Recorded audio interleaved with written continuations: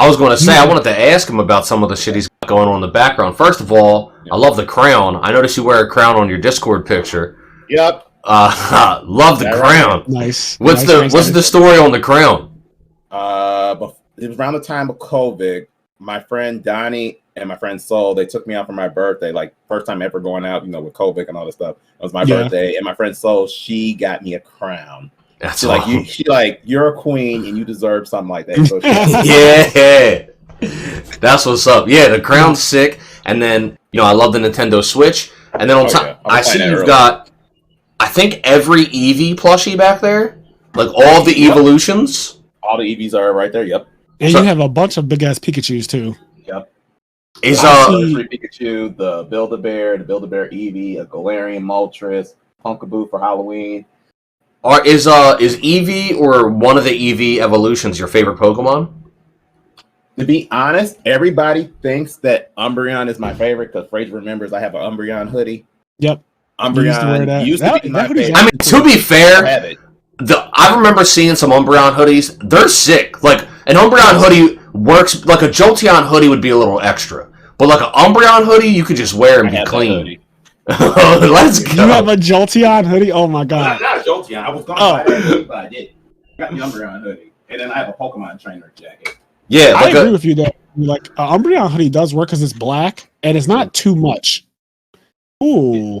If you play Pokemon Shield, that's clean. You guys know what this is.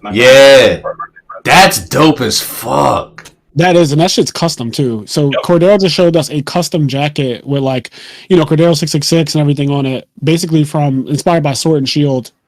Yeah, the jerseys they would wear. Yep. The old Umbreon hoodie. I used to wear it at every event. Fraser remembers this. Yes. Yeah. That's what's up. Oh, yeah. So you've always been unapologetically you, which is one of the things that I really respect about you, because it's honestly scary to just be, again, unapologetically yourself sometimes in this world because of just like criticism and people are shitty. Like, and to put it bluntly, like I grew up playing Yu-Gi-Oh! Literally on my steps. And, I lived in a row house like when I was growing up. So there were a bunch of neighbors that are like right there, right? Like there's not a separation when you live in a row home. And, people come out and they see like you and your friends playing Yu-Gi-Oh! And they would tease us. Like they would just straight up be like, oh, you guys are playing Yu-Gi-Oh!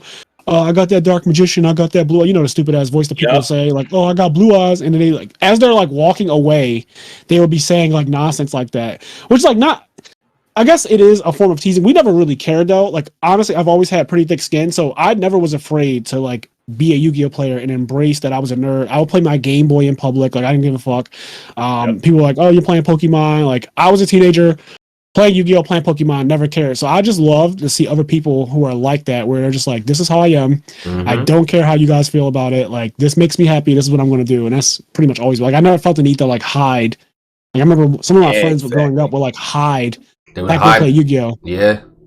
My mom taught me not to even pay attention to people like that. They like, my mom, she used to tell me, if people used to like tease you and stuff, they only do that stuff because they jealous of what you have.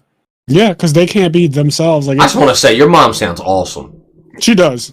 Like straight up, your mom is fucking insane. So shout out to Cordero's mother. Who was it? Her birthday recently? Yep. Yeah, you like the post. Like you said happy birthday on the post too on Facebook. Yeah, I did. Her birthday was October 3rd. Like I've never met this woman before, but I just feel like I've heard so much about her. And she sounds like such an awesome person. I talk about you. I mean, I know that's the thing. Like, I feel like we low key have like a weird, like, I know about you, you know about me, even though we've never met, kind of thing, right? Because like me and you have been close for literally. Yeah, she just sounds really cool and really supportive. Like, she sounds dope. That's the best thing you could ask for. Bring her in here, but she's at work. Yeah. The best thing you could ask for is supportive parents, especially when you're growing up as a nerd or like somebody who's like different from, what society considers normal. I always say, what's normal anyway? Like we're just, we are the way we are. But okay, let's transition into Digimon, because this is what has taken up your interest in the last couple of years. This is what caused you to give up on Yu-Gi-Oh and go into a new world. The Digimon trading card game, I actually watched a tutorial video last night so that I could try to understand. And I found out that Digimon plays very similar to other card games that I've played, like Duel Masters. Yes. It has, so It has a lot of the same systems where you have shields, but they call them security checks. Yep. And then creatures, they tap, so they go sideways when they attack. And then you are allowed to attack a creature once it's tapped, which is like a Duel Masters concept as well. When somebody loses all of their security cards, so you start the game off and you take the top 5 cards of your deck, and those are like your security cards, and there's 5 of them. And then a person is allowed to attack either your monsters that are tapped, or they can attack the security cards. And when there are no more security cards, or like in Pokemon, they're like prize cards, right? Same type of thing as that. When there are no more of those, I can attack you directly, and then I win the game. Yep. That's and there's other win conditions, and I've learned all this just last night. There's other win conditions like deck out is a win condition, and stuff like that. So I was like, oh, I actually could technically play Digimon. Like, I feel like it wouldn't be too hard for me to pick up because I've played games similar to this. Let me ask real quick. When somebody attacks your security check and then you get the card, like you lose a security check, but it goes to you, right? Yeah, so the person who got attacked on their security card, you flip it over, and if it has a security check activation at the bottom, so some of them have actual effects where it's like, oh, because this card was a security card, when it got flipped, it does something. So it'll be like kill a guy. I like that a lot because one of the problems I don't have with Pokemon is that Pokemon has like a win more mechanic where if I kill your Pokemon, I get a prize card. So, like, I have my list of prize cards, I kill your guy, and then I get a prize for killing your guy. Whereas I feel like if I kill your guy, maybe you should get the prize card because... So, you know what's cool about what you just said, Kenny? I always talk about how Magic the Gathering and Pokemon, they're some of the earliest trading card games to ever exist. And because they're some of the earliest ones, they're very flawed, naturally. Like, Pokemon games can end because you just didn't open correctly and you didn't have a Pokemon to put out. You just lose the game. Yeah. But like that shouldn't be a thing. Like that just should not. And the same thing what you just said about the prize cards is like, why is it that you're winning the game and you're getting rewarded for winning the game? Yeah, like I kill your Pokemon, so you go down a Pokemon and I get another card. Like that's crazy. Yeah, it's so weird because it gets corrected again. Card games that came out afterwards.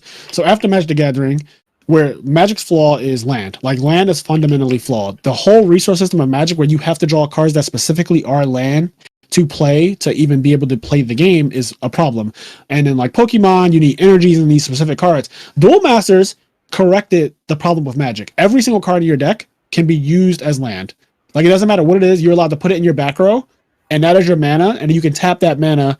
And then later on, power creep happens, and you're able to start doing things that grab cards out of your mana zone. So there'll be a guy that comes into play. Like when this card comes into play, add a card from your mana zone to your hand, and that's broken. Because it means that, like, oh, normally when you put a card in early Duel Masters, you put a card back there in your mana zone, and like it will be gone forever. Yep. Like that's just. But then obviously with power creep and Yu-Gi-Oh! And every card game, your graveyard, your banish pile starts to become a resource that you can toolbox from. So yeah, Digimon is decent because the security cards or whatever, when they go away, like when you attack them, the person who lost the card, like it goes to their hand.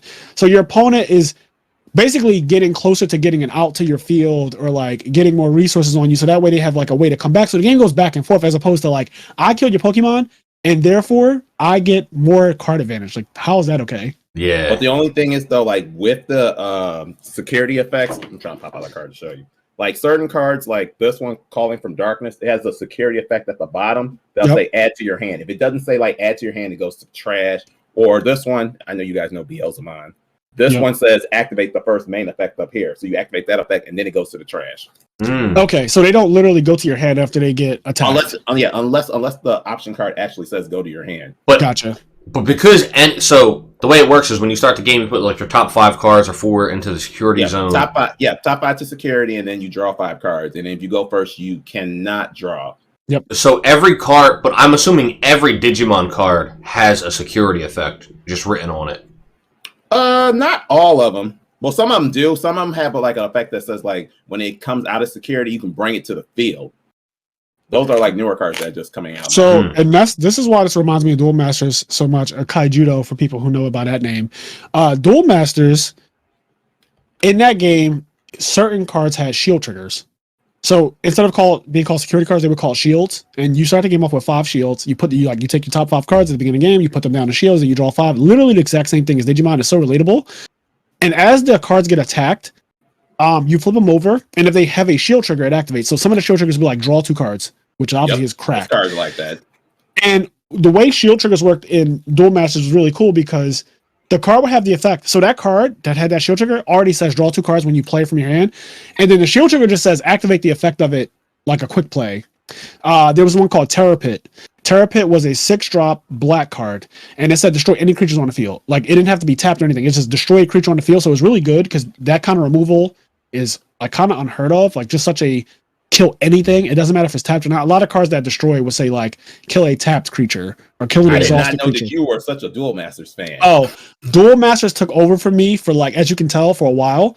I was really big into it because Yu-Gi-Oh got shit, and every time Yu-Gi-Oh gets shit, I tend to go to another card game. So I end up playing Magic that way too. Yeah.